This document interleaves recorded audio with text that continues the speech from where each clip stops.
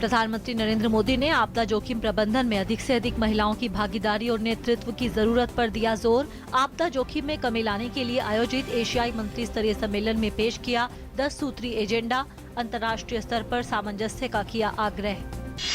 दिल्ली में बढ़ते प्रदूषण पर एनजीटी ने अपनाया सख्त रुख। दीपावली में पटाखों के इस्तेमाल के बाद वातावरण में फैले प्रदूषण को लेकर एनजीटी ने संज्ञान लेते हुए दिल्ली के मुख्य सचिव को सभी संबंधित विभागों के साथ तुरंत बैठक करने के निर्देश दिए हैं। शुक्रवार को स्टेटस रिपोर्ट दाखिल करने का भी दिया निर्देश।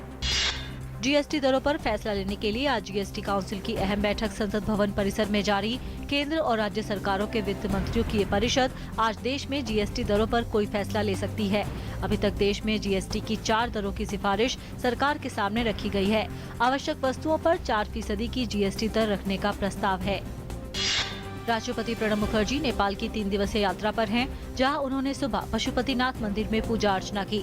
पशुपतिनाथ मंदिर 12 ज्योतिर्लिंगों में गिना जाता है और इसकी कथा भारत के केदारनाथ मंदिर से जुड़ी हुई है। गत 18 वर्षों में किसी भारतीय राष्ट्रपति द्वारा ये पहली नेपाल यात्रा है।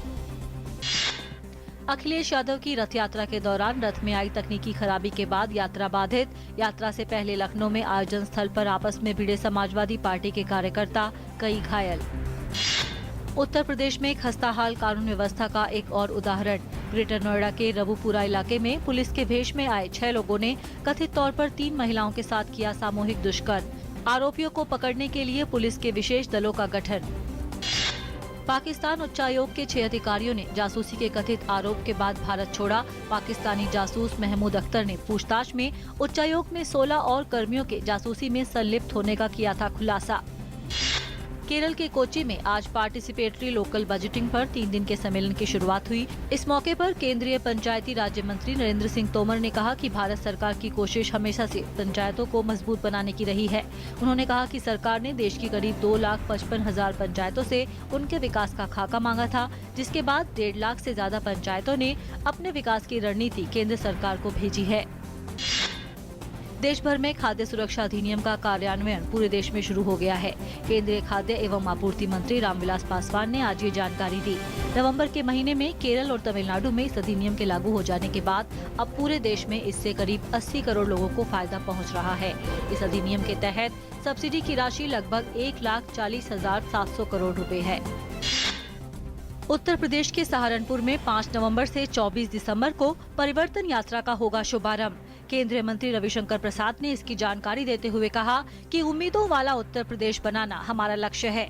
पूर्ण बहुमत, संपूर्ण विकास, भाजपा पर है विश्वास का नारा देते हुए उन्होंने कहा कि उत्तर प्रदेश में सुशासन और विकास की जरूरत है, ताकि निवेश के लिए भ्रष्टाचार और डर खत्म किया जा सके।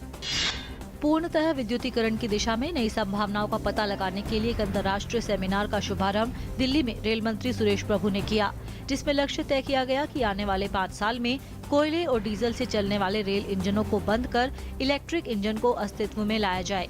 ऊर्जा संरक्षण के लिए उठाए गए कदम की समीक्षा के लिए एक नया ऐप भी रेलवे ने लॉन्च किया है। अमेरिका के राष्ट्रपति बराक ओबामा ने कहा कि रिपब्लिकन पार्टी के उम्मीदवार डोनाल्ड ट्रंप न केवल देश के लिए बल्कि पूरी दुनिया के लिए खतरा हैं। मतदान में रुख बदलते रहने वाले नॉर्थ कैरोलिना में एक प्रचार अभियान को संबोधित करते हुए ओबामा ने कहा कि पिछले 8 साल में अमेरिका ने जो प्रगति की है वो सब कुछ उलट जाएगा अगर हिलेरी क्लिंटन को उनके उत्तराधिकारी के रूप में नहीं चुना गया। पाकिस्तान के दक्षिणी पत्तन शहर कराची में एक पैसेंजर ट्रेन के एक खड़ी हुई ट्रेन से टकरा जाने पर कम से कम 17 लोगों की मौत हो गई और 50 अन्य घायल हो गए। आज सुबह 7:18 पर हुई इस दुर्घटना में जकारिया एक्सप्रेस जुमागोट ट्रेन स्टेशन पर खड़ी फरीद एक्सप्रेस से टकरा गई। खेल मंत्रालय ने 2020 में होने वाले टोक्यो ओलंपिक के लिए राष्ट्रीय खेल महासंघों को पदक जीतने की संभावना रखने वाले खिलाड़ियों की पहचान करने और उन्हें सभी सुविधाएं देने का निर्देश दिया है। एक बयान जारी कर खेल मंत्रालय ने संभावित खिलाड़ियों की पहचान करने की समय सीमा 30 नवंबर तय की है। 2012 लंदन ओलंपिक की पदक विजेता साइना नेहवाल ने घुटने की चोट के कारण जल्द संन्यास लेने के दिए संकेत। 2 से 3 साल के अंदर स्वास्थ्य को देखते हुए ले सकती हैं फैसला।